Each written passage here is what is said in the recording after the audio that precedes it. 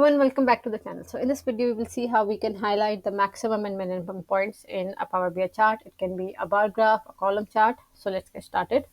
First, I will go and I will create a column chart. So I'll go here. Let's bring it in the middle.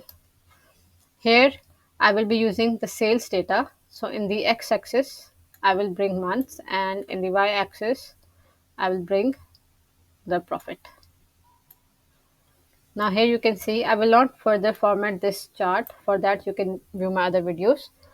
We will just go and highlight the higher and low points.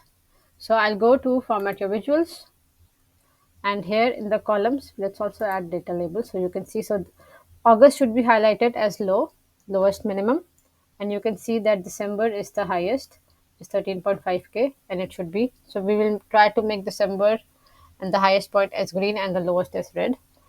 So I'll go here again, I'll in format your visuals, in columns, I will expand this, and here in the color one, we will click on this FX conditional formatting.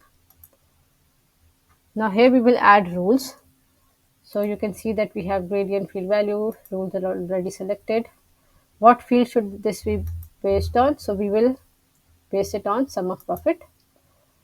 And here, if the value is equal to 0%, we will want it as, let's bring it here, dark red. Okay, and we will add another rule where if the value is equal to 100%, then the color will be green. So let's make it a darker shade of green, and that's it. Now I will go and click OK, and you see that it has been highlighted. So this is how easily you can do it. You can do it for your bar graphs. You can do it for your cluster chart. If you have a line chart, you can do it there also.